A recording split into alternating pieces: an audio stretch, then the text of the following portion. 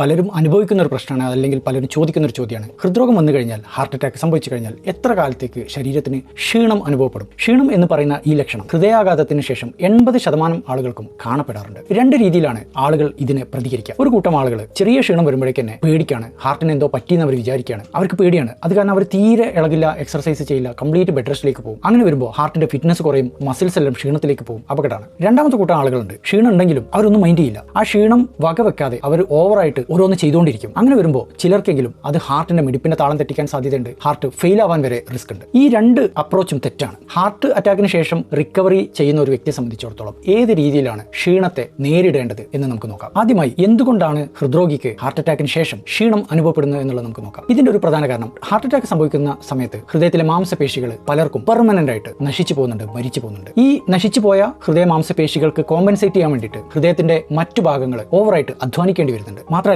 Attack സംഭവിച്ച ഉടനെയുള്ള കാലഘട്ടത്തിൽ ഹൃദയം ഒരു റിപ്പയറിംഗ് മോഡിലാണ്. മാത്രമല്ല, ഒരുപാട് മരുന്നുകൾ ഉണ്ടാവും. ഈ മരുന്നുകളൊക്കെ ശരീരമായിട്ട് അഡ്ജസ്റ്റ് ചെയ്ത് വരണം. മാനസികമായിട്ടും പലരും ആകെ തകർന്നിട്ടുണ്ടാവും, തളർന്നിട്ടുണ്ടാവും. ഇതെല്ലാം ഒത്തുചേരുമ്പോൾ ക്ഷീണം അനുഭവപ്പെടുകയാണ്. ഇനി നമുക്ക് അറ്റാക്കിന് ശേഷമുള്ള ആദ്യത്തെ 2 ആഴ്ചകളിൽ എന്തുകൊണ്ടാണ് ക്ഷീണം എന്നുള്ളത് നോക്കാം. ഈ ഒരു ക്ഷീണം സർവ്വസാധാരണമാണ്, ഒരുവിധം എല്ലാവർക്കും ഉണ്ടാവും. ഇതിന്റെ ഒരു പ്രധാന കാരണം ഞാൻ മുമ്പേ പറഞ്ഞ പോലെ ഹൃദയമാംസപേശികൾക്ക് സംഭവിച്ച ആഘാതം തന്നെയാണ്. അതിന് പുറമെ ICUയിലും ആശുപത്രിയിലും കുറേ ദിവസം കിടക്കുന്ന സാഹചര്യം ഉള്ളത് കൊണ്ട് അവരുടെ ശരീരത്തിലെ മസിൽസ് വളരെ കുറഞ്ഞ ദിവസം കൊണ്ട് തന്നെ വീക്ക് ആയിട്ടുണ്ടാവും. അത് കാരണം നടക്കുമ്പോഴൊക്കെ പെട്ടെന്ന് തന്നെ ക്ഷീണം വരും. മാത്രമല്ല, അറ്റാക്കിന് കഴിക്കുന്ന ഒരുപാട് മരുന്നുകൾ, അത് മിടിപ്പിൻ്റെതാവട്ടെ പമ്പിങ് കൂട്ടുന്നതാവട്ടെ, എല്ലാം ഒരുപാട് ക്ഷീണം ഉണ്ടാക്കുന്നതായിരിക്കും. പലർക്കും ഇതിന് പുറമെ രക്തക്കുറവുണ്ടാവും, നീർക്കെട്ടുണ്ടാവും, മാനസികമായിട്ട് വളരെയധികം ടെൻഷനുള്ള സമയമാവും. നമ്മളൊന്ന് ചെറുതായിട്ട് കുളിച്ചു വരുമ്പോഴേക്ക് തന്നെ തളരുകയാണ്. ഈ സമയത്ത് നമ്മൾ ശ്രദ്ധിക്കേണ്ടത്, ഒരു കാരണവശാലും വളരെ ഭാരമുള്ള കാര്യങ്ങളൊന്നും ചെയ്യാതിരിക്കുക. ഡോക്ടർ പറയുന്ന പ്രകാരം കുറച്ച് മിനിറ്റുകൾ മാത്രം നടന്നു തുടങ്ങുക. ഒരിക്കലും ഓവറായിട്ട് പണിയെടുക്കാൻ നിൽക്കരുത്. രണ്ടാമത്, തുടർന്നുള്ള 2 ആഴ്ച മുതൽ 1.5 മാസം തികയുന്നവരെയുള്ള സമയം. ഈ സമയത്ത് ഹൃദയത്തെ സംബന്ധിച്ചിടത്തോളം റിക്കവറി നല്ല രീതിയിൽ തുടങ്ങിയിട്ടുണ്ടാവും. ഇതിനെ കാർഡിയാക് റീമോഡലിംഗ് എന്ന് പറയും. ഹൃദയത്തിൽ അറ്റാക്ക് വന്ന ഭാഗത്ത്